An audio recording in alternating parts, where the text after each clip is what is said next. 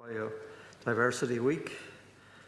I call on the Minister, Christopher Sullivan, to make the statement under Standing Order 56. Understand we're sharing time with my colleague Minister Murnane O'Connor. Mr. Ranaghan, yep, exactly. Cormac Devlin TD. And it is a privilege to address the House today to mark National Biodiversity Week, my first since being appointed Minister of State for Nature, Heritage and Biodiversity. This week continues to grow in reach and impact, and with over 350 events happening nationwide, it's a time not just to celebrate Ireland's rich natural heritage, but also to reflect, take stock and recommit to the urgent task of protecting biodiversity. Since taking up this position, I've been deeply moved by the people I've met across Ireland, farmers, conservationists, local leaders, volunteers, and of course MPWS staff, who are dedicating themselves to the care of our natural environment. Their passion, knowledge and sense of responsibility are both humbling and inspiring. In 2019, this very House declared a climate and biodiversity emergency. The 2020 programme for government responded with the most ambitious nature commitments ever made by an Irish government. Now, as we're in the 2025 programme, we are accelerating our efforts to meet the scale of the challenge. Since 2020, Ireland has made substantial and measurable progress in biodiversity protection, driven in large part by the renewed capacity and leadership of the National Parks and Wildlife Service, or the NPWS. A major step forward came with the publication of Ireland's fourth National Biodiversity Action Plan, or MBAP, in January 2024. This plan represents a whole-of-government, whole-of-society approach to the governance and conservation of biodiversity.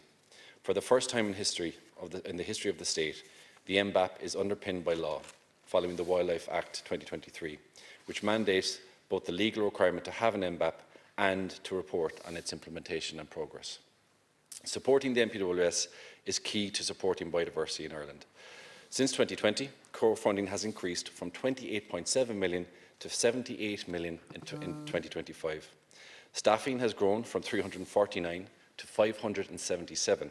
And the strategic plan for renewal published in 2022 has been delivered. NPWS now manages 8 national parks, including 2 new additions since 2020, as well as a large network of nature reserves. Through strategic land acquisition, such as safeguarding corncrake habitats and expanding Connemara National Park, we are protecting endangered species while also promoting sustainable tourism. The NPWS Conservation Measures Programme is developing and implementing conservation measures on special areas of conservation and special protection areas in the Natura 2000 network in Ireland, addressing threats and pressures to the qualifying interest habitats and species in these sites, with conservation measures implemented on 19 Natura 2000 sites in 2024. The NPWS Farm Plan scheme continues to grow, engaging with farmers and landowners to support nature on the land through encouragement, advice and financial supports, with a goal of over 500 farm plans in progress by the end of 2025. The NPWS are also continuing to support community initiatives through the Peatlands and Natura Community Engagement Scheme. In 2025, funding of over 800,000 has been awarded to 45 community-led projects. The Local Biodiversity Action Fund, or the LBAF, operated by the NPWS, has delivered nearly 11 million to local authorities since 2018, supporting 262 projects across 31 local authorities this year alone. Most local authorities now have a biodiversity officer, thanks to the Heritage Council's rollout of the Biodiversity Officer programme. We've also launched biodiversity duty guidelines to help public bodies embed biodiversity into everyday decision-making. We're seeing powerful partnerships emerge. Quaide and the NPWS have signed an MOU for greater collaboration on nature projects. Bord na Móna continues peatland rehabilitation, with over 19,000 of 33,000 hectares restored. The Business for Biodiversity platform is fostering private sector engagement. We are developing Ireland's nature restoration plan under the new EU Nature Restoration Law. Cross-border work continues through Shared Island and Peace Plus initiatives. In addition, our built and archaeological heritage, including vernacular buildings, castle ruins, dry stone walls and earthworks, play an important role in the protection of biodiversity. Increasingly, we're experiencing the co-benefits of measures and schemes which lead to improved awareness, care and protection of our built heritage and archaeological heritage, while also delivering significant benefits for biodiversity, such as through our Community Monuments Fund, acres and farming community-led schemes. Farmers, as generational custodians of our remarkable heritage landscape, need to be acknowledged and fully supported in this regard. Ceann Comhairle, these achievements offer a powerful snapshot of the Heritage Division's enduring commitment to the safeguarding of biodiversity and restoring nature across Ireland. Under the leadership of Minister Browne, our department is supporting this work through strong policy, targeted funding and a clear direction. But we in government cannot do this alone. Real, lasting progress depends on strong partnerships with communities, farmers, local authorities, schools, youth organisations, NGOs and the private sector. A whole-of-society approach is essential if we are to meet our 2030 targets and beyond. As someone newly appointed to this role, I have been encouraged by what I've seen, but I'm also realistic about the scale of the work ahead. Biodiversity loss cannot be reversed overnight. It requires long-term commitment, sound planning, investment and sustained action. Our efforts are grounded in science, but must also be rooted in local knowledge and lived experience.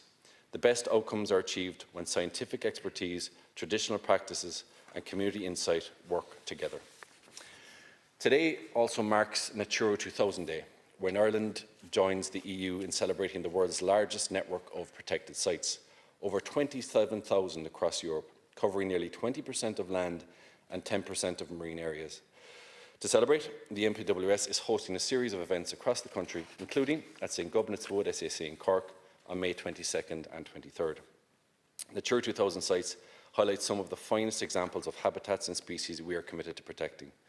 This day is also a chance to acknowledge the incredible restoration work happening across Ireland. For example, those raised and banked bogs are being actively restored throughout various projects. Old oak woodlands are being cleared of invasive species like cherry laurel in Glen of the Downs, SAC, County Wicklow. And of course, there's also the clearing of rhododendron at Glen Veigh National Park in County Donegal, which is at such an extent now that we're starting to see the amazing regeneration of new growth of native species. In Cork, I'm pleased to highlight some of the fantastic events happening during Biodiversity Week, from a citizen science workshop at the Lifetime Lab and a bat walk in Byrne on May 23rd, to marine biodiversity sessions at Fountainstown Beach and bird watching at the Cork Loch on May 24th. Ceann Comhairle, too often biodiversity is seen as something external, separate from human life. But the truth is clear. Our choices directly affect the health of ecosystems. And the loss of biodiversity doesn't just harm other species, it undermines our own well-being, our food security, our resilience to climate change. This department remains firmly committed to halting biodiversity loss and reversing it. Our efforts must be rooted in science, informed by local knowledge and supported by community energy. We continue to support LIFE projects at European level, which have delivered significant positive outcomes across Ireland. At the same time, it is both fitting and essential for this government to continue to invest in national level projects, particularly those led by the MPWS. The valuable work carried out within our national parks and nature reserve supports biodiversity not only through direct conservation, but also by offering educational opportunities and increasing public access to nature. As Minister, I've seen firsthand the extraordinary work being done. Farmers restoring hedgerows, communities planting for pollinators, landowners rewetting bogs, and schools instilling a sense of environmental responsibility in our children. These local actions are vital, but they must be matched by strong national policy, sustained investment and effective enforcement. The National Biodiversity Action Plan gives us a roadmap, but it will take all of us across every sector, every community, to ensure that Ireland's natural heritage not only survives, but that it thrives. And Ceann Comhairle, I'm under no illusions. We haven't solved the biodiversity crisis. Species are still in trouble. Habitats are still under threat. Many of the trends are going the long way. But we have an opportunity to fix that. We have a nature restoration plan which we are putting together, and we should use that as an opportunity. First and foremost, to improve outcomes for biodiversity, but also to be done in a collaborative way, that we include landowners, we include farmers, we include stakeholders, we include conservationists, and that is the key, collaboration. And that collaboration is why we have set up the Advisory Council, which is being chaired by Éive Hulahoyne. And it has those stakeholders, it has conservationists, it has the NGOs, it has farmers. It's not going to be a top-down approach. We need to do this from the grassroots. It has to be bottom-up. We have to listen so that we do come up with a plan that's beneficial to biodiversity, beneficial to species, to habitats, but it's also that's right for the people. And in doing so, that will remove any misinformation. And already we're seeing some of that misinformation emerge, especially in terms of the whole area of re-wetting. Some people will have you believe that every farmer in Ireland is going to have to re-wet their land. That is absolutely not the case. And I want to state it here again, that re-wetting for the nature restoration plan will be done on state-owned land. And any re-wetting outside state-owned land will be done on a completely voluntary basis, and there will be incentives. And that has to be clear. I've seen firsthand the results of collaboration between farmers and conservationists. It can be absolutely incredible, particularly so for the LIFE projects that I've mentioned earlier, whether it's Byrne LIFE, Life on Maycare, Corncrake LIFE, which is an extraordinary example of how farmers and conservationists can work together for amazing results. Corncrake LIFE at the start was a difficult journey. There was distrust between the conservationists and the farmers. It was a frosty relationship. But now we're at the stage where those same farmers and conservationists are having cups of tea in the farmers' kitchens. And they depend on each other. They need each other. And it's not just resulted in a good outcome for farmers in terms of benefiting financially, but we're seeing it have a benefit for this extraordinary bird, the corncrake, that has such an important place in Ireland's history. And we're seeing their numbers increase significantly in some areas. And that is because of this collaboration. And that is a model for how Ireland should move forward in terms of benefiting nature. We've seen it in Anna Marsh in County Mayo, where a simple measure like predator-proof fencing has absolutely transformed this area. A formerly depleted marsh, depleted of any biodiversity, is now bustling with wildlife, buzzing insects. You can't hear yourself for the sound of skylarks singing at this time of year. On every post, there's a snipe displaying. It's an extraordinary wildlife experience, and it's happened through these simple measures and measures including collaboration. So we can do this. There is a way forward, and young people are leading the way. Their voice is powerful, and one of the favourite parts of my role has been visiting schools, talking to kids, listening to their passion for nature, listening to their ideas for nature. We need to nurture that, and we need to make sure that that future generation are our generations of ecologists who look after nature. So yes, this is Biodiversity Week, but as far as I'm concerned, every week should be Biodiversity Week. And what I would suggest people to do is just, for your own sanity, for your own mental health, spend 2 hours in nature. It will be good for you. I think, that message could go to a lot of people in this house. It's a stressful job. We know that as TDs. But spend 2 hours in nature, and I'm telling you, you will not regret it. And that goes to the general public as well. Nature is good for us. We can get benefits from nature. So I would suggest this week or every week from now, get a pair of binoculars, head down to your local estuary, spend a couple of hours trying to find waders or tell the difference between a curlew or a wimble, or head down to your local patch of woodland and listen for the dawn chorus or the dusk chorus. And you don't have to try to identify the different species, just let it wash over you and you will get serious enjoyment out of it. Or perhaps join a local biodiversity group and go kick sampling in a stream, right? And you will find these incredible monsters that live beneath the surface, but it is so rewarding. There are so many things that we could do. Head to a headland in Cork, for example. That would be a good place to start. And at this time of year, if you spend time there, if you give it time, you will see the most amazing things. You will see basking sharks at this time of year. You will see dolphins, or there's a chance that you could see one of the great whales, and fin whales or humpback whales. Give nature a chance. The more you immerse yourself in nature, the more we appreciate nature. And the more of us that appreciate nature, the better outcomes for nature. So, happy Biodiversity Week. Very much, Minister. Minister Réada Farrell. Thank you, Las Ciarán Ceorla, and we can all see how passionate the Minister is on Biodiversity Week, but I am pleased to follow my colleague Minister of State, Christopher Sullivan, to join this important discussion as we mark National Biodiversity Week, a key moment in our national calendar to reflect on and celebrate, and most importantly, to act to protect and restore Ireland's precious natural heritage. Throughout my time in public life, particularly during my work in housing, local government and community development, I have seen how deeply biodiversity is connected to people's lives, from how we plan and build our communities to how we manage our public spaces and support rural life. Nature is part of everyday fabric of Ireland. As Minister O'Sullivan has already outlined, the challenges we face are serious. Biodiversity loss is accelerating both here, at home and around the globe. But as we mark this dedicated week of awareness and action, I believe we also have reasons for hope, because momentum is building, not just in government policy, but in the growing engagement of local communities, young people and our citizens. Through initiatives like the local Biodiversity Action Fund, Town Centre First and the Green Infrastructure Planning, we are supporting practical projects that restore nature while improving people's lives. These projects are not abstract. They mean cleaner rivers, safer floodplains, thriving pollinators, pollutions and green public spaces that bring people together. Local government has a vital role to play.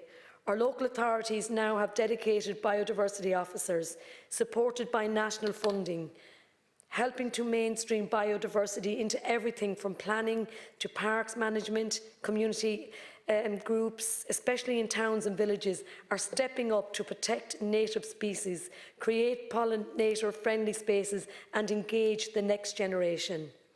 This is work I've seen firsthand in constituencies across the country, and it is part of why I care so deeply about this issue. Nature isn't just something to be protected in chosen sites. It lives all around us and it thrives when we work together to care for it. Of course, more must be done. The National Biodiversity Action Plan gives us a strong framework, but I will take sustain efforts, cross-sector cooperation to meet its goals, and this is what we're all doing through the Minister. We're all making the efforts through all the different sectors, cooperation to meet goals. Biodiversity must be considered in housing, in agriculture, in transport, in education, and we must listen closely to those already doing this work on the ground. I know the Minister spoke about our farmers, our volunteers, local experts, because they are key to real progress.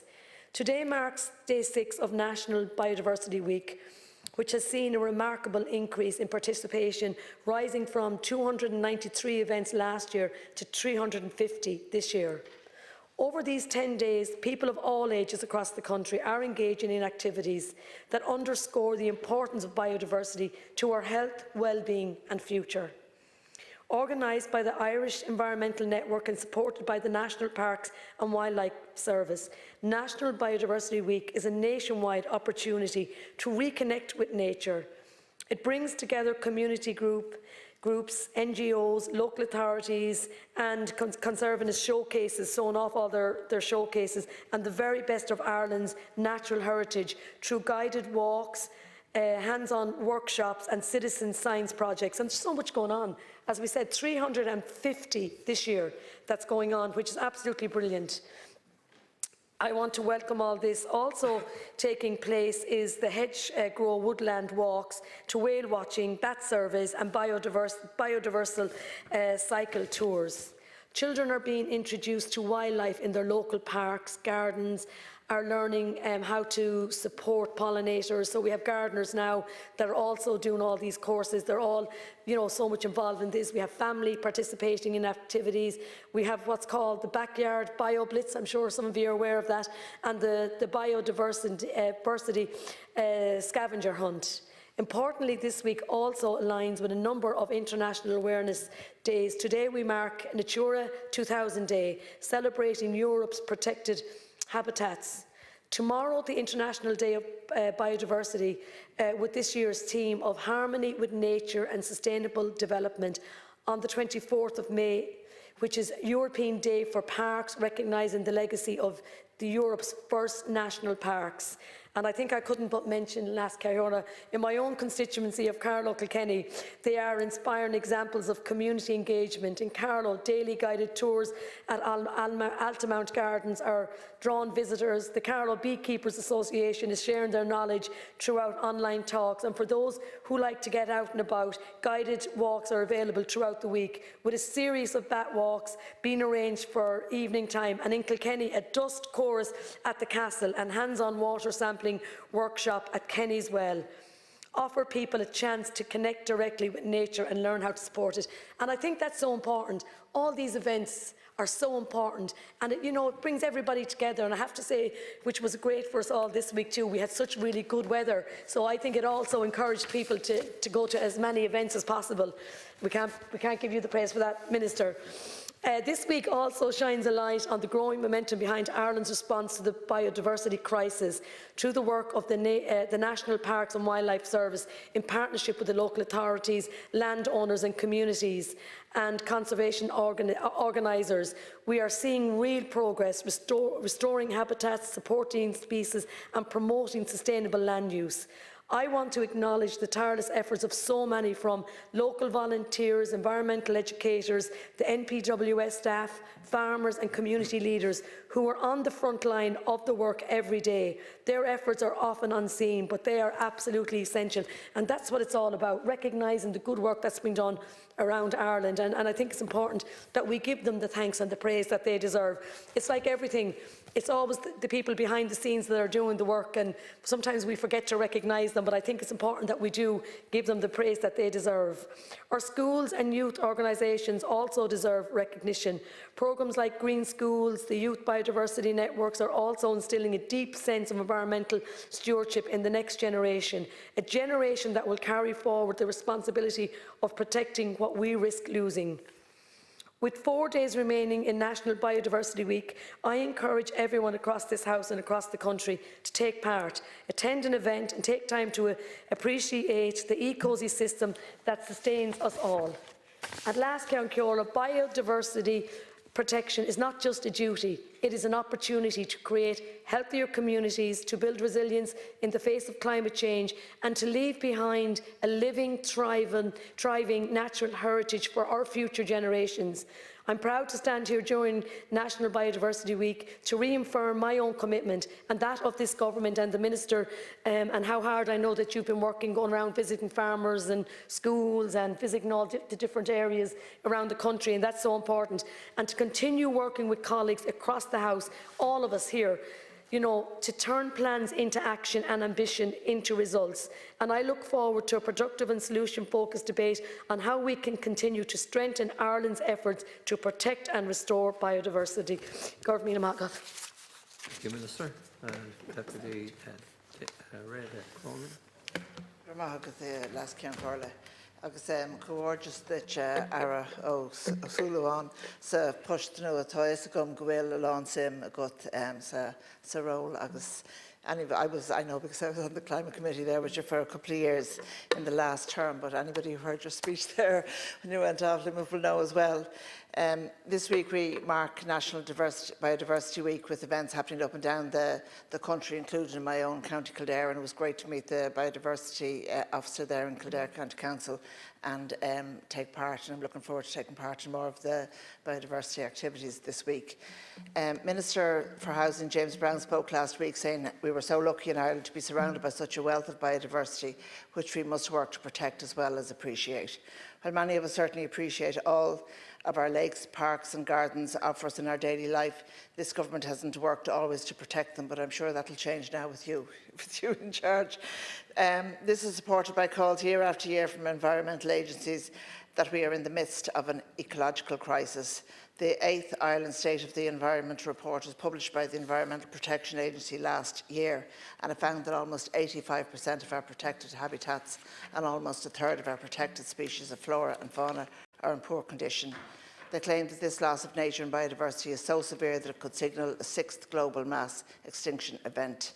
We all heard yesterday about the ecological disaster on the news there that's unfolding down in Wexford in Ladies Island Lake, and the pollution levels that have reached such a level that is unprecedented, according to Dr. Brendan O'Connor. This is a place of pilgrimage for so many and provides beautiful views of Eardowns Great and Ballycush Lane for anyone who has been there can attest. Castletown House in Selbridge in my own constituency in North Kildare is also biodiversity rich with beautiful trails and natures and lakes, and it's good to take time out in nature, certainly is. The Journal of Cross-Border Studies in Ireland, there's not much emphasis on cross-border coherence at a European level when it comes to ecosystems and habitats.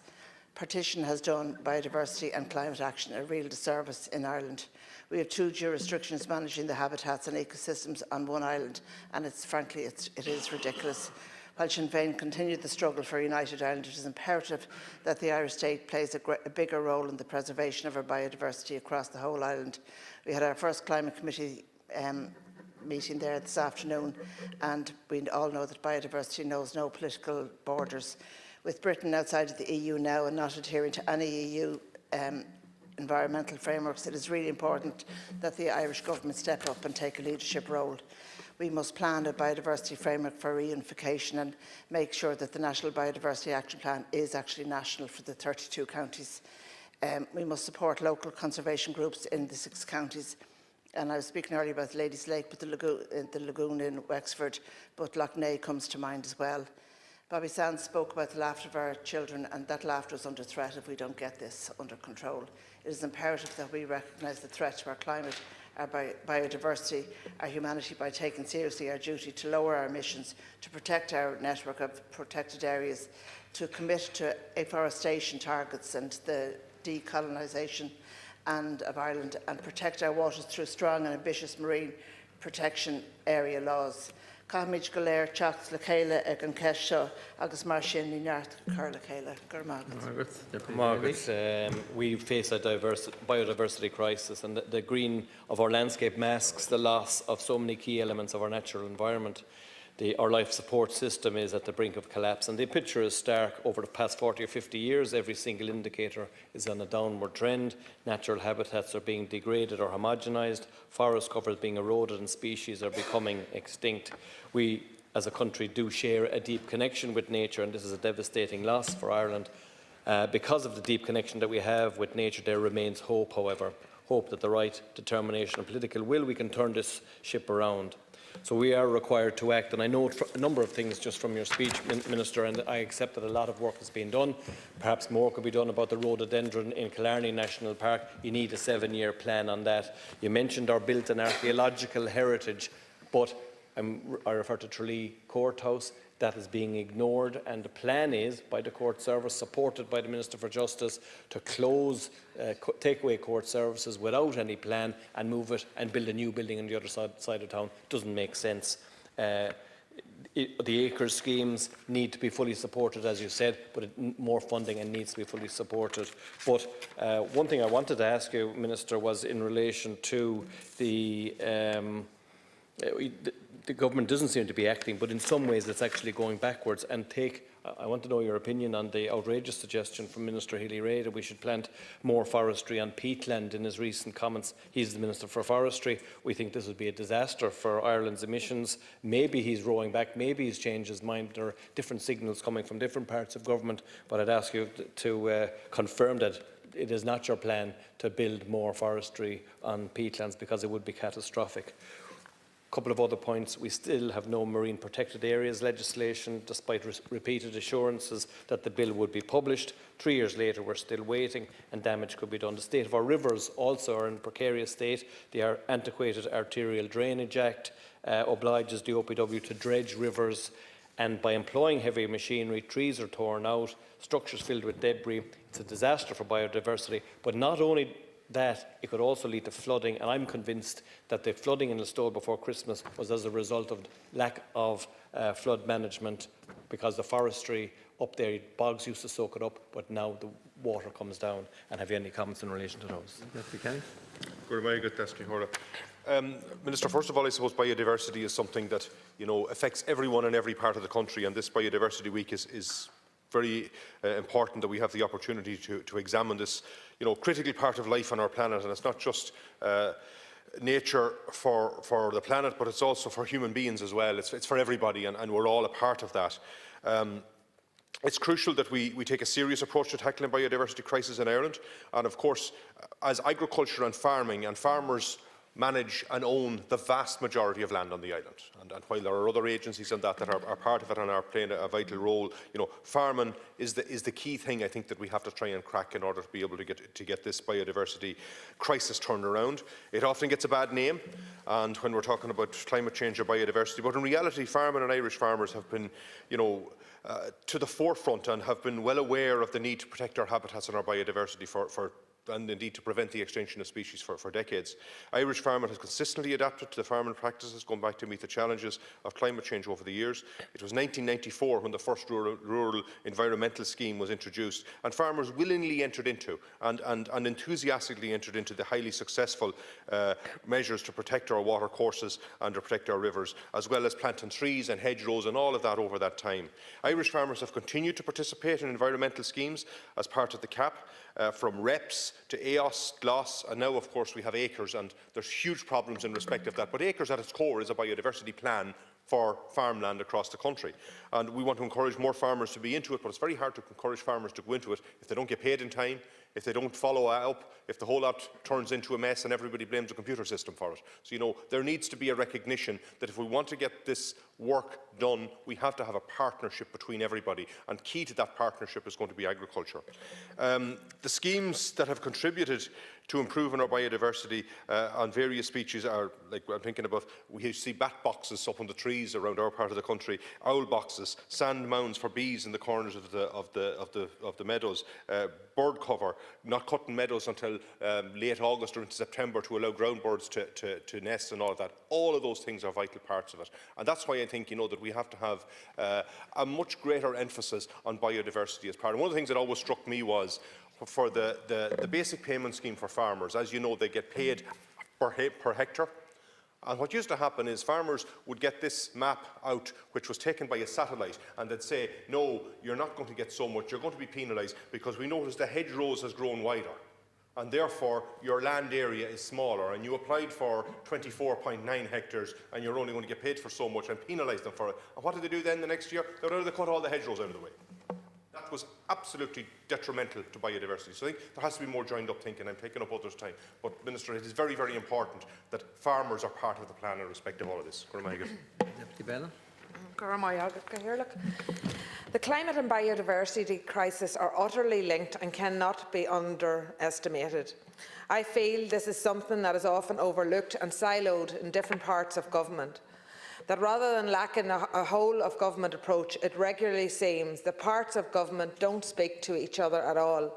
I recall one unit in the Department of Housing proposing hill farmers fence off all watercourse, an action that National Parks and Wildlife Services would never give the required consent for.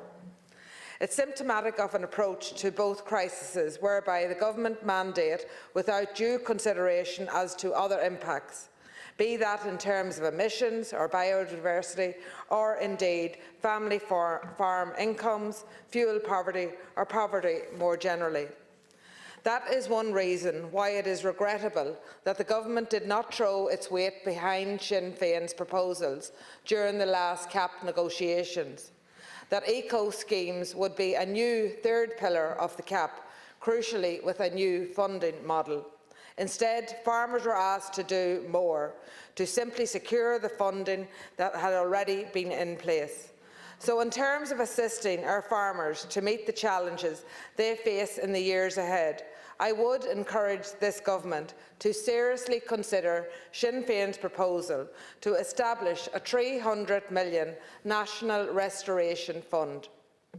If you want the farmers to do more, let's cease once and for all asking of them to foot the bill alone for climate action within their already small margins. Dwindling European funds for the regional development have already damaged our ability to abate biodiversity loss at a local level. Local development companies across this state have over many years ran credible programmes to protect and enhance biodiversity, but their ability to do so has been hampered by a shrinking budget, which as of today has yet to be restored to the pre-financial crisis levels. In Monaghan, the annualised allocation for the current period is just 10% higher than the programme from 2014 to 2020. Inflation alone across that period has wiped out the small increase twofold, meaning a loss in real terms for local development companies. So my appeal to you, as negotiation on the new EU budget is gathering pace, support the farmers, support our local development companies and argue for a reversal of the cuts that you have overseen for the past 15 years. Thank you. Cathy Donnelly. I'm glad to get the opportunity to speak today on this issue, which is of critical importance, the protection and restoration of biodiversity across Ireland. And this is an all-island issue, and the border doesn't exist in relation to biodiversity. And we are facing a biodiversity crisis. Over 60% of Ireland's native species are in decline. Our bogs are drying, our rivers are polluted, and we've the River Tolka coming through the middle of my constituency. And it's heartbreaking regularly to see the hard work put in by the fisheries group, the young lads fishing and the fishing all the way down into Finglas, and to see fish kills just by pollution. It's absolutely dreadful. Hedgerows are being lost. We're a very large urban area, but previously, 20, 30 years ago, when I moved out to Dublin 15, it was all farmland, it was all fields, and a lot of that biodiversity is being lost. And thankfully, in the new county development plan, there is a very strong emphasis now on protecting the existing hedgerows that we have. 85% of Ireland's habitats are inadequate or in a poor state. Many of our native species are under threat from urbanisation and the destruction of their natural habitat. And we have the lowest tree cover in Europe, with just 11%, where in Ireland, where in Europe it's actually 35%. In Dublin 15, we had a massive wooded area called the Scaldwood a couple of hundred years ago, and it's reduced now to small pockets in Clonsilla, just across the road from me, in the Millennium Park and around Tolka Valley. But I would commend Fingal County Council for the work that they're doing in trying to encourage more and more trees to be planted. And just this week, as I was walking through the park, the operations department were planting new trees and new indigenous trees. We recognise that the real environmental change must begin locally, and as I said, local councils are on the front line, not only protecting biodiversity but in creating the conditions for it to thrive. And I also commend a lot of the environmental groups, the local environmental groups like Blanchardstown Tidy Towns, Clonsilla Tidy Towns, Castleknock Tidy Towns, Riverwood Environmental Group. We had a really interesting seminar there just last week in Dublin 15. Really important work that's going on by local communities, and I think it's so important that we continue on and support that. And I just want to mention one simple thing that we could do in terms of biodiversity, and that's hedgerows. We have hedgerows right the way across the state. You drive down any of those roads, and a really simple thing we could do is to help and support farmers, pay them to be able to plant right beside the existing hedgerows. We could double the amount of hedgerows now, and can you imagine the biodiversity that we create if we did that? And I think that's something that we should really think about in terms of moving forward. So look, it's great to have an opportunity to speak on this today, because it is something that is really important. It's not just a rural issue, it's an urban issue. We cared about it as well. Thank you, Deputy Ahern. I welcome the opportunity to speak on the issue of biodiversity today, and indeed to mark Biodiversity Week. We have an awful lot to do in this area, and Minister, you'll know that better than anyone else. You have a reputation for passion in this area, and I'm looking forward to working with you as best we can over the next term. In Ireland, we very often trade on the incredible beauty and richness of our landscapes. It's probably our most marketable asset, if you could put it that way. Millions of people come here every year to experience our 40 shades of green for themselves. But the unfortunate reality is that our prized asset, our natural environment, is at serious risk. And just this week, we've seen reports that 40 shades of green algae have taken over Ladies Island Lake in Wexford, which is supposedly a special area of conservation. But excessive nutrients in the water have given rise to a high production of algae, which grow at such a density that they block out the light and stop the plants that were growing on the lake bed, stop anything living in the lake. The EPA has reported that agricultural runoff is the source of the excess nutrient levels. The lake is dead. Locals can't even let their dogs swim in it. So our landscapes and the beauty that we all enjoy in this country are only as rich as our biodiversity, and our ecosystems are in a critical state. It's not an exaggeration to say we're facing an ecological crisis. 91% of our habitats are in an unfavourable condition. 15% of our protected species are in decline. And the fact that we've had a Citizens' Assembly on biodiversity loss and the Children and Young People's Assembly on biodiversity loss are testaments to the crisis we face, the crisis that's already here. We know what needs to be done. We have the reports and the recommendations of those assemblies. The first 3 recommendations of the Citizens' Assembly are illuminating. They each point to a failure by the state in protecting our biodiversity and our environment and call for urgent interventions, including just enforcing the existing laws that we have in relation to biodiversity. I appreciate that many of the recommendations contained in the Assembly's reports are being put into action, and this Government must continue on that path and ensure that each recommendation is fully realised. That will require a redoubling of the commitment to addressing our biodiversity crisis with sustained funding for initiatives that seek to improve our habitats, our waterways, our air quality. We in Labour have consistently called for a more active state, a more ambitious state in housing, in health, in care, but also in our efforts to combat the climate and biodiversity crises, the most existential crises we faced, not just as a country, but as a species. Yes, this is about protecting our island and our seas, but it's also about protecting our future. The state has a crucial role to play, our semi-states in particular. Bodies like Quaide and Byrne, for example, control extensive tracts of land where the state could make a huge difference in improving biodiversity and restoring nature. Their mandates, though, are largely defined in commercial terms, and we need to look at what role they can play beyond a primarily economic one. We need to ensure that their objectives and their operations align with our climate, biodiversity and nature restoration ambitions. And I'd encourage you, Minister, to work with the Minister for the Environment and the Minister for Agriculture to look into amending the Forestry Act and the Turf Development Act to see what can be done in that regard. And the same can be said for the likes of Teagasc. We could reconstitute that as a food security agency, for example, tasked with working with stakeholders to ensure we are growing more of what we eat. The OPW could be given a stronger role in climate mitigation and could be mandated to take a more nature-based approach to things like flood prevention work, as others have mentioned here today, rather than that heavy engineering and concrete pouring approach that appears to be their current preference, something I've direct experience of locally with the Whitechurch Stream Flood Alleviation Scheme in Rathfarnham. And the point I'm trying to make is that we need to see a cross-departmental approach, a whole-of-government approach, really, to addressing this crisis, including by using the existing structures that are there within our semi-states. We are, though, seeing great action at local level, and my own local authority, South Dublin County Council, are doing incredible work on biodiversity, nature restoration and nature conservation. And they're really leading by example, and my colleagues in Dublin Midwest can attest to that as well. Their Biodiversity Action Plan is a superb document, and it's been fantastic to see the actions it contains come to fruition over the last number of years. We are seeing great initiatives like the restoration of the Tala wetlands, the creation of biodiversity habitats along Dodder Valley Park, which was shortlisted for a Green Award. They're teeming with ecological richness and biodiversity, and it is really great to see. There's also the development of the Dodder Greenway, a joint initiative between South Dublin County Council and Dublin City Councils, and while it's not finished yet, you can already see the impact that the finished portions are having in terms of creating new ecosystems and habitats, as well as providing a wonderful asset to our community and preserving the existing biodiversity, including our famous kingfisher. And it's a great example of the benefits of connecting people with nature, particularly in urban areas. It's really important that people feel that connection with our environment and recognise their stake in it.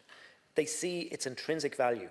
Ensuring continued access to the countryside can play a role here, and I'd like to just recognise the efforts of the Keep Ireland Open group in this regard. We need to bring people along with us if we are to address the climate and biodiversity crisis. People need to feel and experience that benefit of a healthy and thriving natural environment, Minister, as you mentioned earlier, be it through our parks, our waterways, our woodlands, and taking time to do so. And people are taking action on an individual level, as well as at a community level. And community allotments are terrific examples of people coming together and really living by that principle of growing what we eat to the greatest extent possible. And organisations like Community Gardens Ireland are doing fantastic work in connecting people with our ecosystems through the development of community gardens. I'd also like to pay a special tribute to Collie Ennis, the biodiversity officer in Trinity College, and someone who has inspired me on a personal level. He's done amazing work in promoting mini ponds, including one in the Trinity campus that's teeming with ecology, and many of us Dubs will have noticed the rewilding of the former lawns outside the college on College Green. It's a great example of how even a small patch of land can provide such a rich habitat for plants and animals, even in the city centre. My party leader, Deputy Ivana Bacik, has also shown the sort of actions we can take in protecting and enhancing biodiversity in Dublin with her Dublin Bay Bill. We need to reverse the decline in our rivers, lakes and coastal waters more broadly. As I've mentioned already, we're seeing the effects of excess nutrients in lakes and rivers all over the country. But I think Ivana's bill provides a good model to establish some sort of authority to monitor water pollution and protect against it, not just in Dublin Bay, but in other coastal areas as well and harbours around the country that are ecologically damaged. We need to involve all stakeholders in our efforts to restore biodiversity and nature: communities, environmental organisations, public bodies, and crucially, our farmers. It's vital that farmers are brought with us as we endeavour to tackle this crisis. A lot of the degradation we've seen in our biodiversity and ecosystems is as a result, historically, of farming practices, and I acknowledge there's a lot of anxiety among that cohort around the necessary measures we have to take in the agricultural space in order to deal with this crisis. We saw that with some in response to the Nitrates Directive and the EU Nature Restoration Law, particularly with regards to re-wetting. And we urgently need to re-wet a considerable amount of our peatlands, but we must do so in a manner that ultimately benefits those who work that land. The principles of a just transition must apply. I'll conclude shortly, but just to bring the issue of biodiversity a little bit closer to home with us here, I was glad walking through the Merrion Street side of our campus to see a sign for No Mow May, and indicating that the grass won't be cut for the month of May to allow for wildflowers and wildlife to flourish. Really, I think the whole idea of having perfectly pristine lawns, be it here in Leinster House or in our own homes, is an anti-environmental and anti-biodiversity practice. There's an interesting history actually behind the practice too, as an expression of colonialism and classism, and the quote-unquote civilized colonizers in places like America would keep their gardens pristine, at least aesthetically, while the native population lived in the wild. Not to mention the fact that when we cut our grass, we're essentially colonizing the habitats of various types of plant, wildflowers and species, and creating green deserts. It's another one of those things that all of us could do just to make one small improvement to our biodiversity at an individual level. Beekeepers are warning us that pollinators like the native Irish honeybee are under threat because of issues like habitat destruction and the use of pesticides, and they're absolutely vital in maintaining our ecosystems. This is a threat that we really need to take seriously. If essential pollinators, like honeybees, end up going extinct, we'll see a massive depletion in ecosystems and further degradation in biodiversity. If the bees die, we die. And a small but effective step each of us could quite easily take is letting our gardens and our grass go that little bit wilder. I think the real beauty in our lawns and gardens isn't in their aesthetics, but in their role as homes for hundreds of species of flowers and insects. Thank you, Deputy. We now move to Government Slot. Deputy Cathal Crowe, shared with Deputy Devlin. Thank you, Ceann Comhairle. Minister, I'll be sharing time with Deputy Cormac Devlin. Just at the outset, sometimes they say a minister is well geared to his ministry. I think there's no better ministry for you to be fulfilling. And again, I want to congratulate you on your new role. It's great to see you sitting in the front benches. For those of you who don't know Deputy O'Sullivan, Minister O'Sullivan, or Christopher as we know him on this side, he's a guy, when he's not here in the Dáil and when he's done with his constituency work, he'll climb down over ditches, go along cliff paths. He does a thing called twitching, which I didn't know was a thing until 2 years ago. It's nothing illegal, by the way. He goes down sea paths looking for rare birds. He photographs them, he documents them. So this is a guy who eats, sleeps, drinks biodiversity, and it's great to have him leading out that section of the department. Best of luck in your role, Minister. Minister, for all the passion you have in biodiversity, I have a passion in history, and I want to talk to you. This is linked to biodiversity because in my home parish, or just behind it, is Cratloe Woods, once Western Europe's most famous oak land of all, over 600 acres of prime oak trees, sessile oaks, the pride of Ireland, and a forestry plantation that the British Navy looked at with envy. They looked at the battleships they could build. Indeed, the oak from Cratloe Woods was used to build HMS Victory. It was used to build the Royal Palace in Amsterdam. and it was used most famously of all from the 1840 to 1857 period to put the roof over the House of Commons. So whilst our counterparts in Britain are debating, and whilst they declared World War I and World War II and many significant historical moments in between, all of those historical moments happened under a roof of sessile oak that was grown in Cratloe, County Clare, a very special plantation. However, if you go there now, it's conifer, spruce, Scots pine, all of the beautiful native trees have been taken. Of the 600-acre plantation, there's only about 40 or 50 acres that are currently the native sessile oak. Some of them bounds on my own farm, and I look at them and I see how beautiful they are, and I see the nature and the biodiversity that surrounds them. And then when you go further deeper into the forest where the spruce and the conifer is, you see no biodiversity. Minister, I'm asking you that you might lead out some initiative in your department that we reinstate the sessile oak, that we grow it in nurseries again, and that we replant it. I'm part of a group locally. In the autumn time, we try to collect some of the acorns, propagate them in little tubs and pots and replant them in and around Cratloe. I would love to see you as Minister lead this initiative. Why not? Of an island, we're not a big island, but 600 acres isn't a whole amount of land either. Why not look at giving us back a heritage woods that will far outlive the 30-year cycle that these conifer trees have? They just get felled. It's like a post-apocalyptic site when they fell these trees, but we could have beautiful oaks that will outlast all of us and that some other generation will talk about here in many years to come. Just in my limited time, Minister, again speaking to these trees and lack of biodiversity, in the 1980s people in Ireland became obsessed with the cypress tree, these ugly, sprawling green conifer trees that have become very problematic during Storm Éowyn. I think it's time that we ban these trees. They're not a native species, they take over. Some would say they can become invasive in woodland and they don't offer any biodiversity, but they're damn dangerous when there's a storm and high winds blowing. Just very finally, Minister, in the last year I've tweeted on a couple of occasions about how dirty our riverbeds can be when the tide goes out. I tweeted to Limerick City Council and the tweet was a little bit embarrassing. It showed down in the depths of the river there were trolleys and old bicycles. Not their fault, but of course they do have a role in terms of keeping it neat, tidy and cleaned up. The same recently in Dublin, just as you go over that cast iron bridge at Euston Station, again full of all sorts of litter. Can I ask you, Minister, we can care about everything in the sky and everything that's growing on land, but we should also be looking at what's in our waters, and if it's full of junk and debris, I think as Minister it would be great if you could write to some of these local authorities and ask what are they doing, particularly when the tide is out, to make sure that the riverbed is kept free of debris, that whatever is settled in the silt is taken from it, and that biodiversity and nature can thrive in that again. It's a pretty ugly look as well for tourists when they come over to Dublin, when they look over from the quayside at Euston Station and they see all of this junk in the river.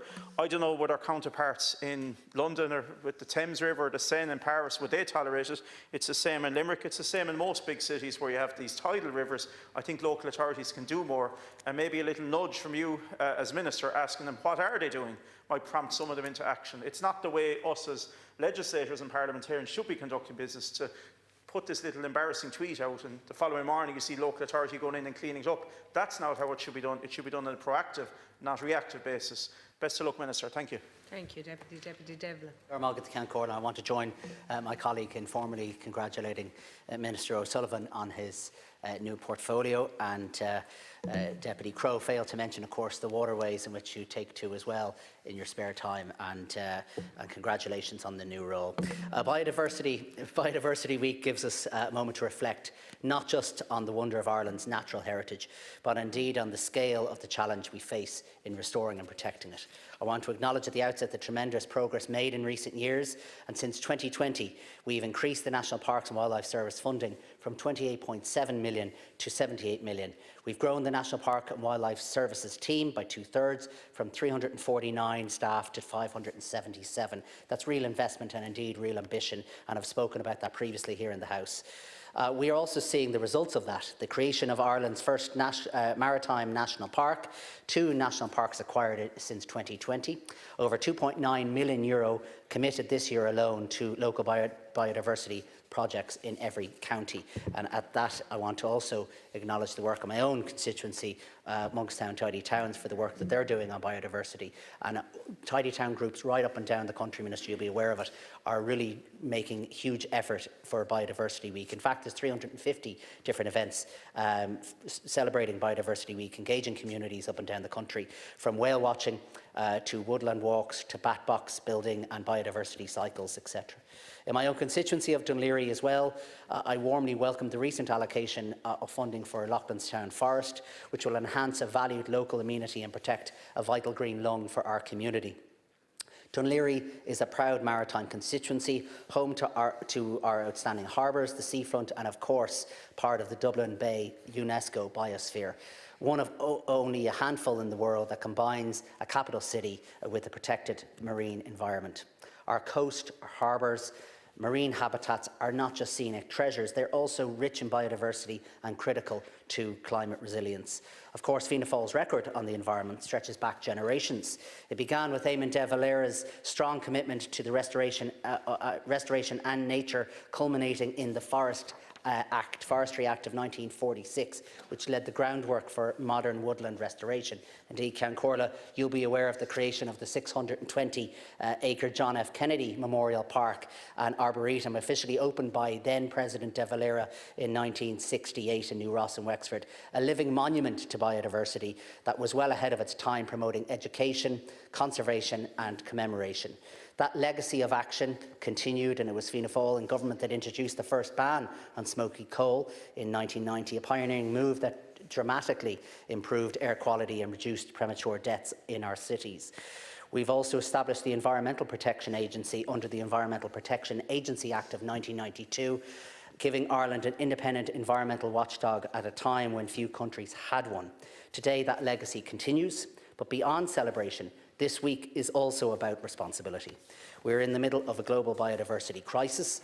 The extinction of species, the derogation of ecosystems and impact on water and soil health all threaten our food security, our climate goals and the well-being of future generations. This is why we now have to we need legally binding the EU Restoration Regulation, and why Ireland is developing a national nature restoration plan. The first leaders the Leaders Forum met in March, and the community conversations will follow. And crucially, this will not be a top-down diktat. It will be shaped by farmers, fishers, foresters, scientists and indeed citizens. Fianna Fáil and government believe in a just transition. That means voluntary, well-supported measures, not punishment. Our agri-environmental schemes are a clear example. Acres now supports over 55,000 farmers, paying €490 million to date for habitat restoration, tree planting and protecting nearly 9,000 kilometres of watercourses. 21,000 nest boxes have been built for barn owls and kestrels. This is the biodiversity in action, led by our farming community.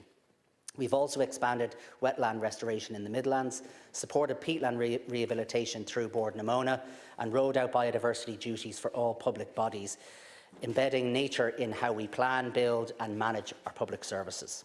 There's more to do, of course. We must build on the 4th National Biodiversity Action Plan of 2023 to 2030, and indeed the Minister in the last Parliament worked on that with me in the Climate Action Committee, increasing research funding and strengthen enforcement to combat wildlife crime. And we must continue to bring nature into our towns and cities, into our schools, our greenways, our housing schemes.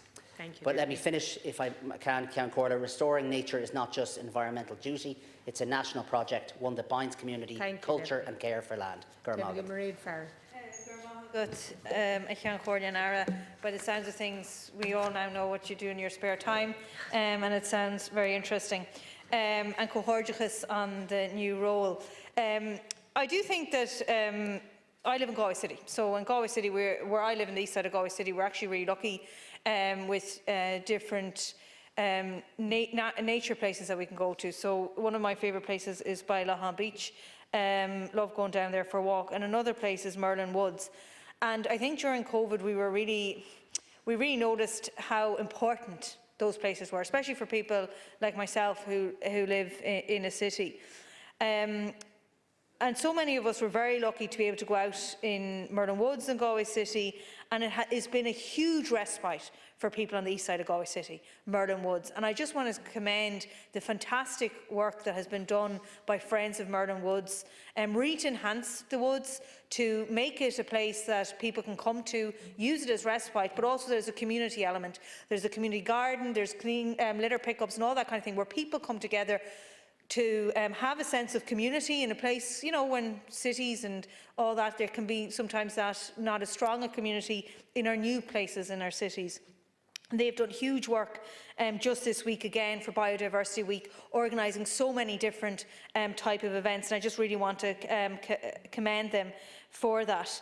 Likewise, we have the Dúlra project run with support from Forum Connemara, and it's a community-based project in its approach to protecting our biodiversity, and they're doing huge work to eradicate rhododendron in Connemara, which is obviously a highly invasive plant that takes over the entire hillsides and prevents any native plants from growing.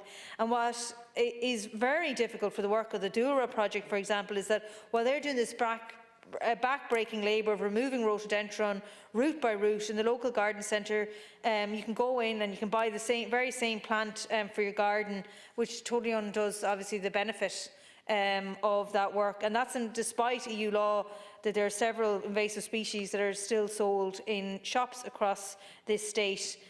And it was actually one of the recommendations obviously from the Citizens' Assembly on biodiversity to ban the sales of these kind of invasive. So we do need to look at that, because there is huge work done.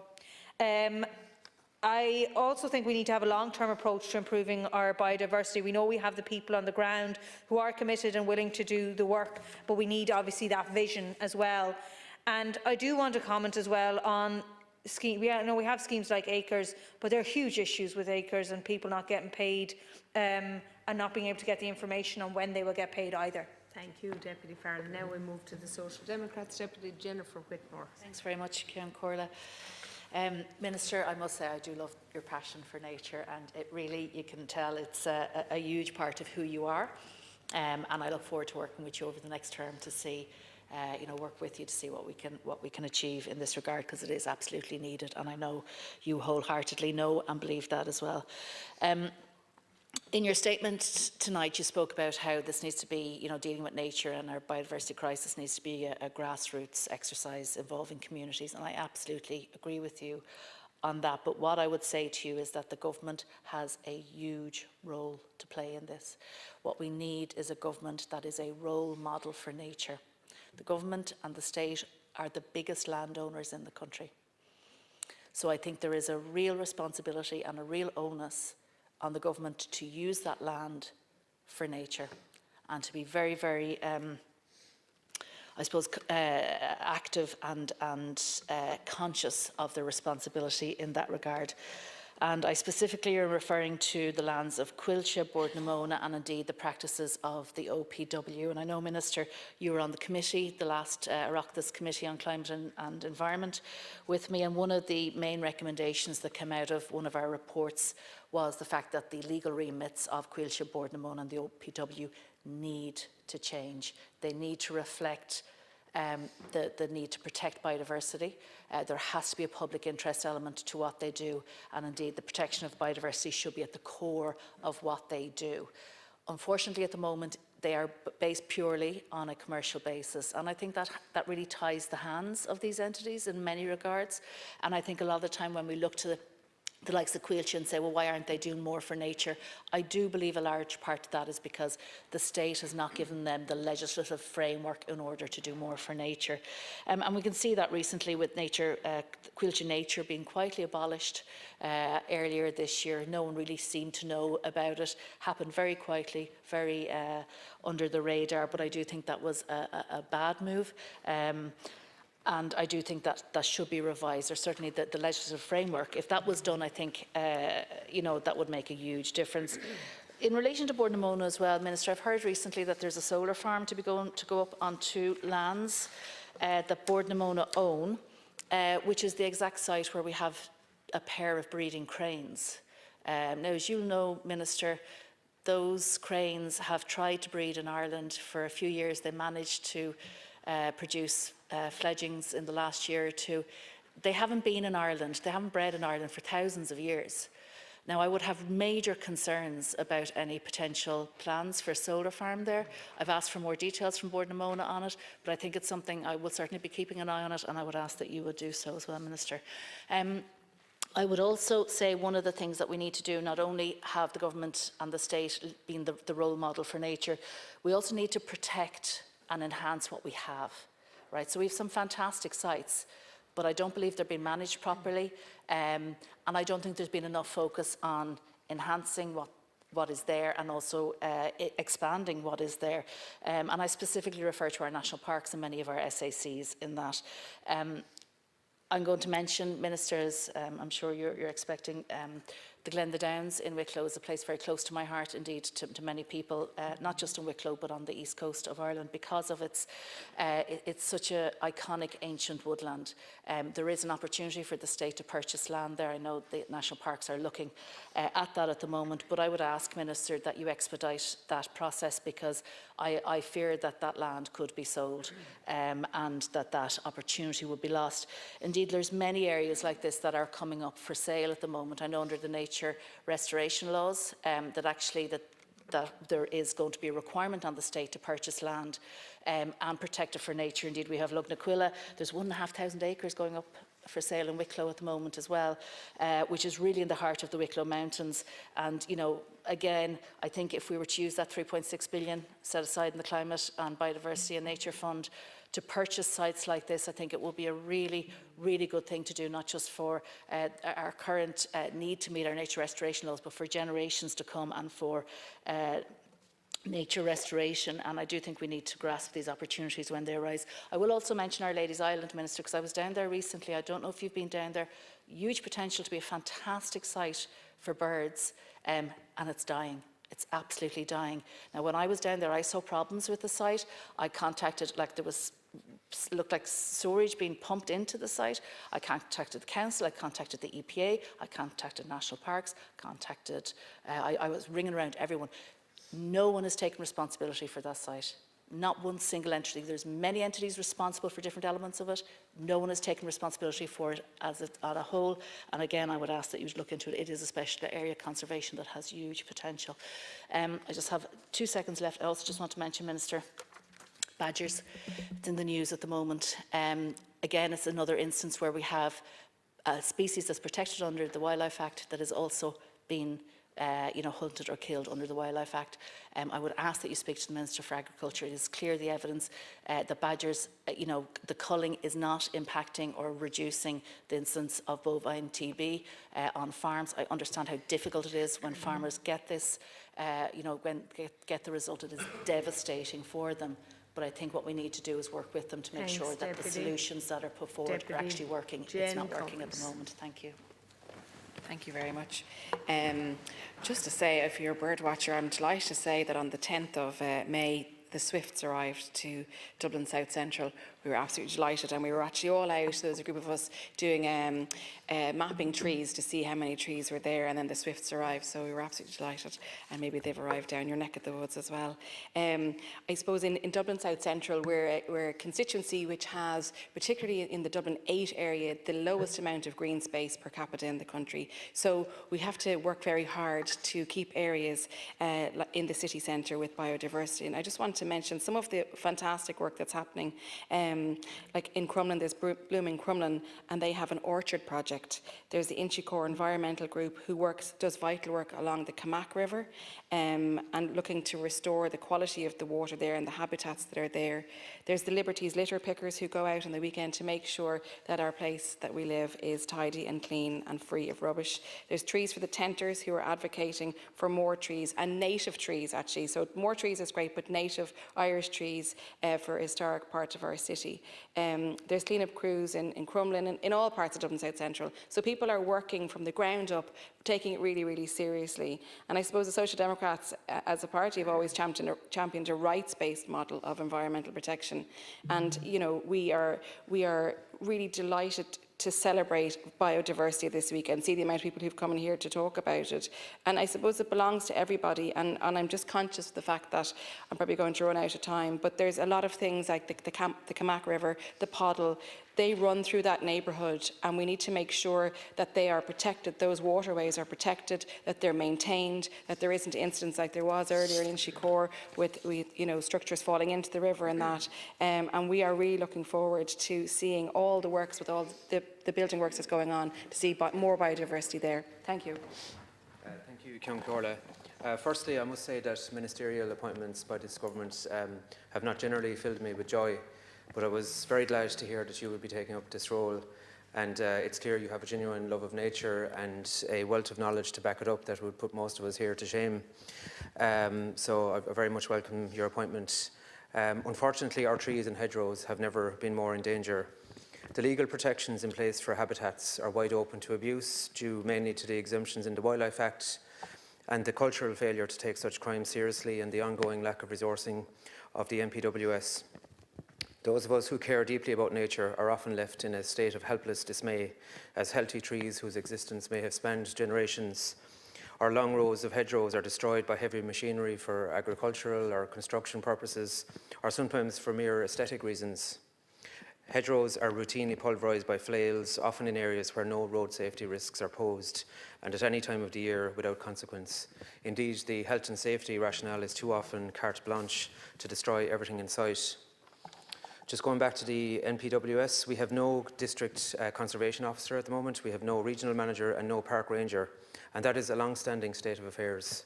Bizarrely, when the department is asked about staffing levels across different regions in PQs, the response is that the NPWS does not, for reasons of operational security, provide these details. If we were to follow this logic, we would not be providing information on the number of Gardaí stationed in a particular town or region.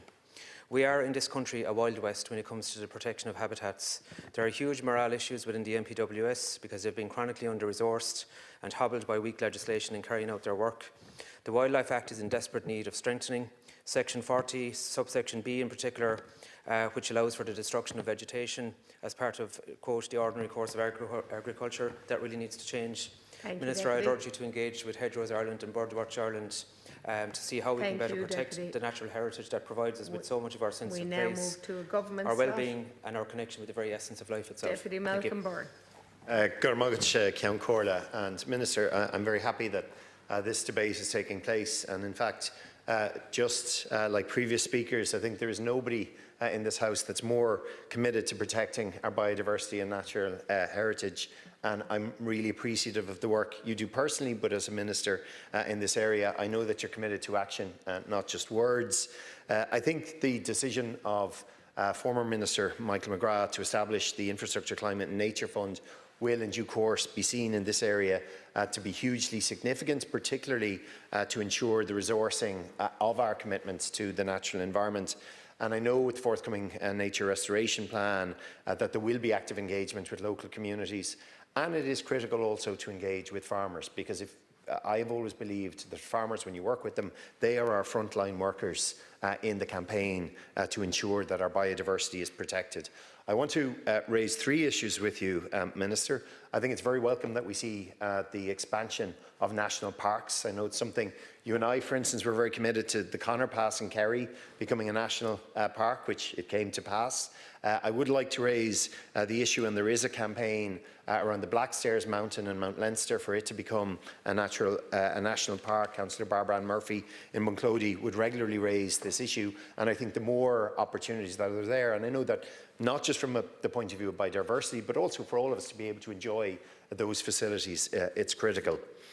I want to raise the issue of Tara Hill, which is a beautiful area just north of Gorey. And there are many different habitats on the hill, all different kinds of flora and fauna, including a lot of Irish mammals, hares, foxes, red and grey squirrels, the pygmy shrew, plenty of birds. You're more than welcome to come birding on the hill. And a lot of this has been mapped by the Tower Hill Community Development Association. But as you'll be aware, Minister, on Sunday evening into Monday, we saw a catastrophic gorse fire on the hill. It swept across the hill, and I pay tribute to the fire crews, to the emergency services, and all the locals who battled that. But while fortunately there was nobody injured, there's quite a lot of damage that has been caused to the ecosystem, and you'll be aware not just obviously in Tower Hill, but around the country, the damage that these fires cause. In due course, I would hope that you would meet with the Development Association, but we do need to look at what supports can be put in place when gorse fires impact on those areas of natural beauty, but which also support that very rich ecosystem. And I think, Minister, it's critical that we have some strategy, obviously, to try to prevent those gorse fires, but then how do we restore the habitats after these incidents happen? The final issue I want to raise, which is the protection of our coasts, and our coastal communities are incredibly important, not just as places for us to walk and to enjoy, but also as very significant contributors to biodiversity. And while both you, in terms of in West Cork, and indeed the County Corla with South Wexford would make several arguments, I would argue that the constituency of Wicklow, Wexford, has some of the finest beaches in the country where you can swim and walk, but obviously enjoy biodiversity as you stretch down from Brisses Bay, from Arklow North Beach and South Beach, through Clogga, Kilpatrick, Ballymoney, Courtown, on to Cahor, Old Bawn, Ballinowlert, Morris Castle. And I'm not even naming half of them that are there. They're beautiful beaches. They're beautiful beaches, and many of you will know them. But one of the big challenges that's impacting on our enjoyment, but also in terms of biodiversity in the area, is the problem of coastal erosion, particularly because of the fact that we have such a sandy coast around so much of our coast, and certainly for most of the area of the Wicklow and Wexford coast, our problem is because of that sandy erosion. I do believe we need a strategy, both of beach nourishment programmes, but also how we can protect the ecosystems that live in and around and close to our beaches. And there are many very active development groups and associations who'd be happy to work with you on that. But our beaches, which are so critical to all of our lives, and where you and I both know how much we love our coastal communities, but the fear of coastal erosion, and particularly because of climate change, it is causing significant problems. So I would ask you to prioritise that. Deputy Joe Neville. Yeah, look, I'm going to stand here tonight. I suppose I'm not going to be making a grand speech about, you know, something that I was always involved in. But I suppose for me, biodiversity was something that I suppose I always just knew. I went to the farm in where my mum grew up, the farm in North Roscommon, or the farm where my uncle had, and you were there with meadows and there was bees, and you never thought too much about biodiversity. I grew up in Leaksop in a housing estate. You would have been out and about. You were just parks were just for kicking, for playing football. I suppose then when I became a councillor, I suppose then I really kind of started hitting home. And what I want to make, you know, reference to some colleagues, and often it was your colleagues, your councillor colleagues, and I think that's the benefit of even in this discussion tonight. Because tonight, when I'm saying these few words, I'm thinking of the likes of Vanessa Liston, who was a councillor of me in the Selbridge Leaksop area. Vanessa would bring ideas and and make biodiversity be important and put it at the pitch for all your council motions. And you sit there and you listen. I remember Ida Cusson, she was a councillor in the Selbridge MD, and she worked with me, and she was also a colleague of Réada Cronin. She brought the issue of glyphosate and Roundup being used in the council.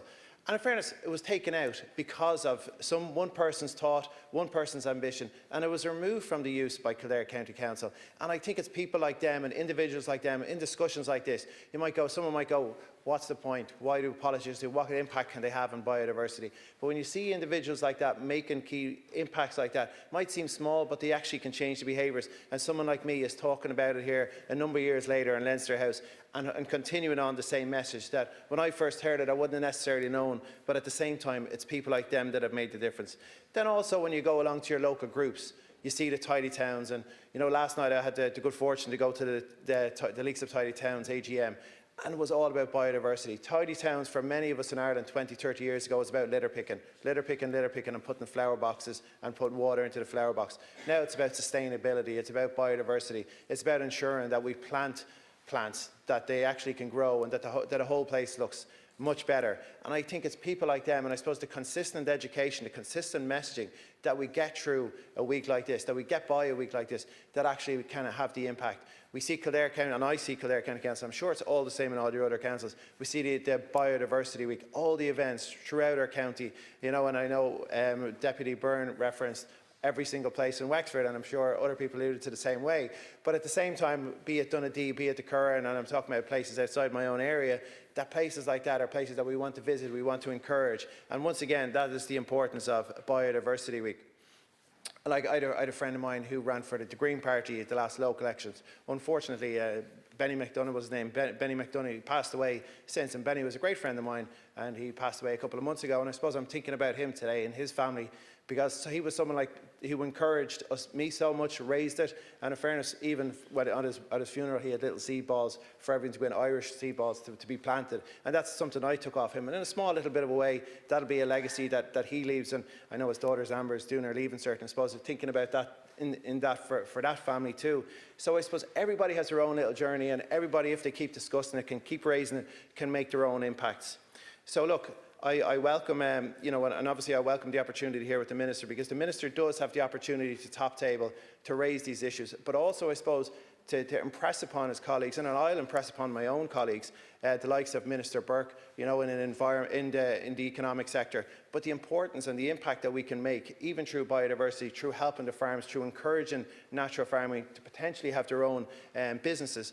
That can encourage tourism, you know, that can encourage, I suppose, our economics. So look, all these things can be linked, and I suppose where we might say is like, well, what's the point of biodiversity? Surely the best we can get the most out of our land if the farmers cut this, or if that happens, you know, we need to take, but we have to think about the broader piece, and I suppose that's something that has changed, that conversation has changed in Ireland over the last number of years, and I suppose, as I said, since I first became a councillor in 2009, and it continues to. So, as I said, look, my own personal journey has been impacted by certain individuals. I have learned a lot, and to be honest, I'm delighted to be able to speak to it here tonight as a, you know, as a TD, and smile across at my colleague who was there on part of that journey as well. She remembers many of those conversations. So, look, and I'll just finish off locally.